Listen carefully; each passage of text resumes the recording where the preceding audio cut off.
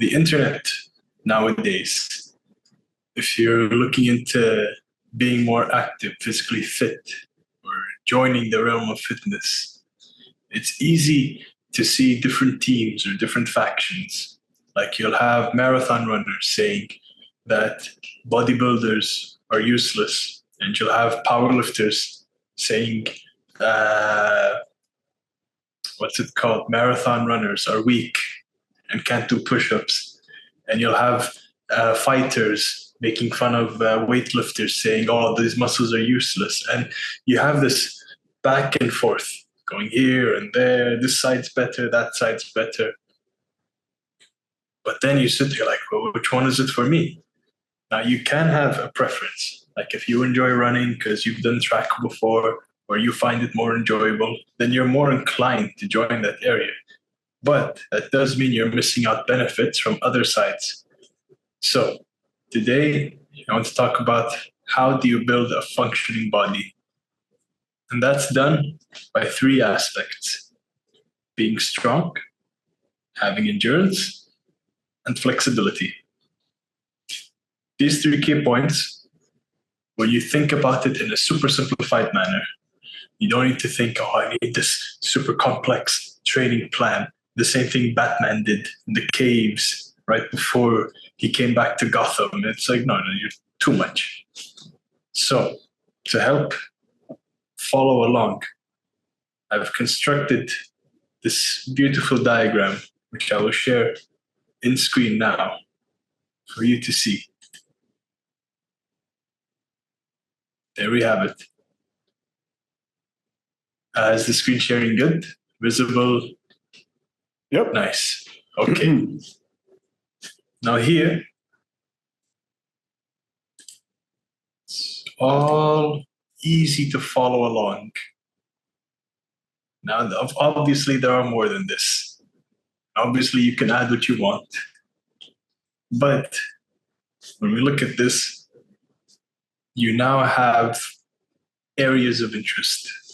For example, in building strength, you have different ways and styles to do it, whether it's powerlifting, whether it's calisthenics, whether it's weightlifting. Now, each one of these areas have its pros and cons, but they're all good. Building strength is fundamental for bone health. And there's the research to prove it, that weightlifting improves joints, improves bone strength, and can overall improve, prevents muscle deterioration.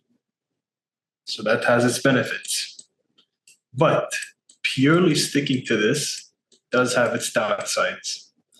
Let's say if you see that 250-pound bodybuilder who's just huge, big muscles, but then walks up a flight of stairs, he's going to be gasping. He's going to be like, panting like.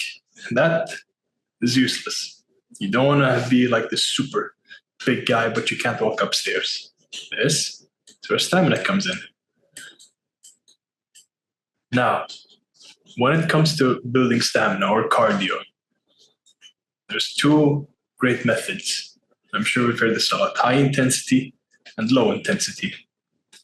And you have many great sports in between that help build those. They're both important. And you shouldn't, let's say, only do one or only do the other. Try to get both in. Now, we've heard many times how sprints are great for you. Being able to sprint and exert high amounts of energy, being able to sprint and exert high amounts of energy and maintain it throughout a long period of time is great. It's fantastic for you. You should be able to do it. And start small. Let's say, try an all-out sprint for 10 seconds first, if you've never done that before. Try 10 seconds, then lightly. Then 10 seconds again, then lightly. Next time 15, next time 20, next time 30. And you physically feel the improvements afterwards. And then for low intensity, we have a nice stable jog, low pace, a type of jog where you can speak while jogging, But you have all these fantastic spots in the middle where both apply. Now, I'm sure in swimming, you can have a nice, calm swim, or you can have fast paced swimming. Swimming is great, it's an excellent sport. If you have access to a pool or the ocean and you can swim, definitely do that. It's very, very good for you. MMA, another functioning activity, self defense, where you have boxing, Muay Thai, Jiu Jitsu, Judo. All these sports exert energy and look more easier than done. I guarantee you, 5 minutes in a punching bag round, you're going to start feeling tired if you haven't done this before. Great exercise to do so.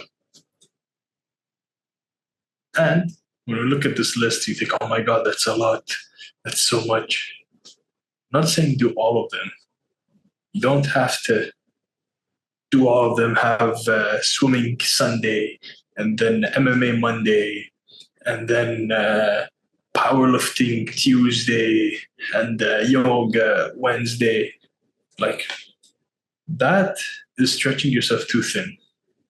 Now, if your life is, let's say, an athlete or a fighter, professional fighter, performer, then it's your job to do this. But let's say you have 9 to 5, you have responsibilities such as taking care of a household and children, another job, let's say. Trying to fit all of these in would be crazy because you also have to include a good rest, good healthy meals to help recover from these activities. But I want to get to the eating and resting part later. Next up, we have flexibility.